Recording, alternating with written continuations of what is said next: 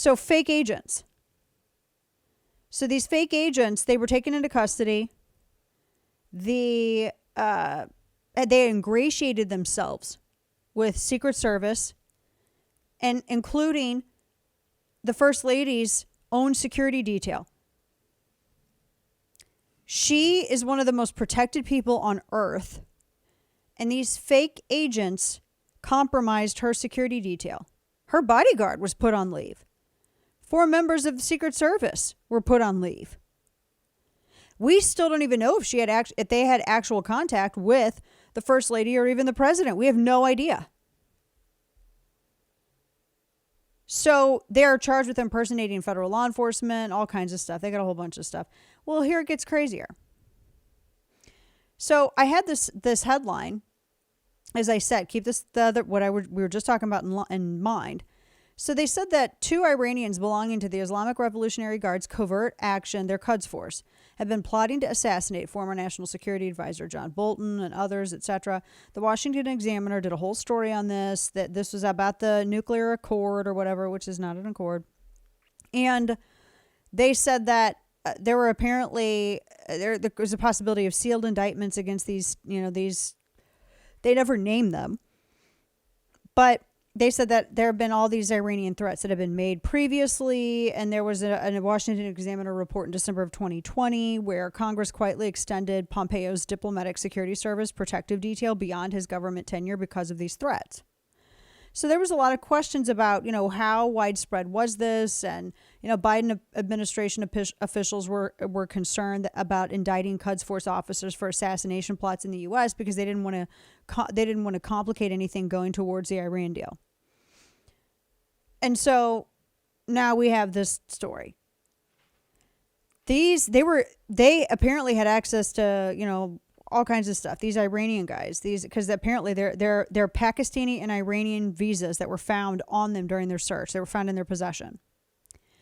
So that's a conspiracy charge, apparently, that stemmed from that. So they have Pakistani and Iranian visas. They were able to access all of this, firearms, everything. And I guess they're still investigating to just see how many of these other federal agents have been compromised.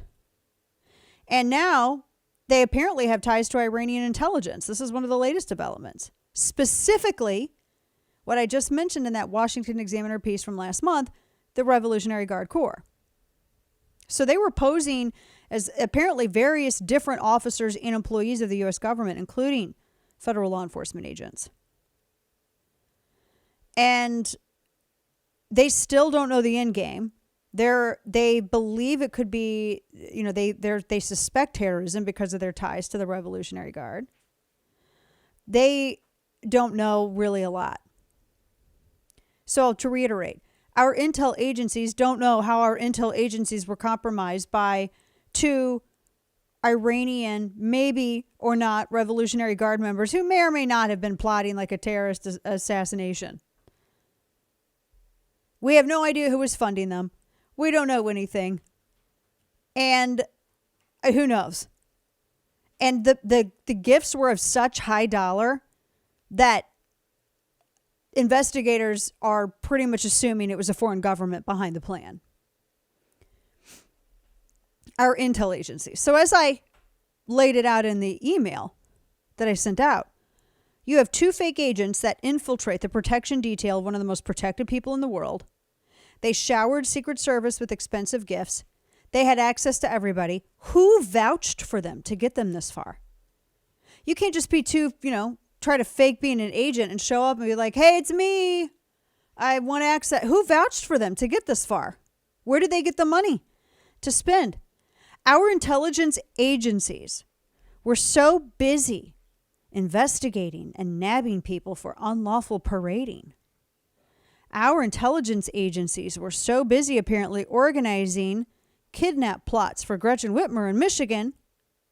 Our intelligence agencies apparently were so busy working with the Department of Justice to focus on those quote-unquote terrorist parents that they missed a massive security breach into the First Lady's own protective detail. This is the issue. I mean, it is stunning. This is absolutely stunning. And I cannot believe it's not a bigger headline. The fact that it isn't, and the fact that they have these Iranian ties makes me think, oh my gosh, this is the administration not wanting to jeopardize the Iranian deal. But why would they not want to jeopardize the Iranian deal? These two dudes who had ties to the Revolutionary Guard and were apparently high and funded by Iranian, maybe the Iranian government, who knows? Why would you not want to end any kind of a approach for any agreement? Why is this administration, whether it's Biden or Obama, why are Democrats so obsessed and hell-bent with having some kind of not real agreement with Iran? Why? Even if your wife's security details compromised, then you always act like, I mean, my gosh, Will Smith slapped a man when his wife was really I'm just saying, Joe Biden's wife's security details infiltrated, and they're like, let's be quiet about it. Were they going to assassinate the First Lady? Was it going to be a Quds Force thing to take her out? That's what's concerning. I don't care if you're Democrat or Republican. There's a reason why we have a very protected process. And, this is where my nationalistic side comes up. I don't want nobody over here doing sketchy stuff and infiltrating, nothing. Also, our intelligence agencies, Whiskey Tango Foxtrot. Maybe they should be focusing on actual terroristic threats and not parents.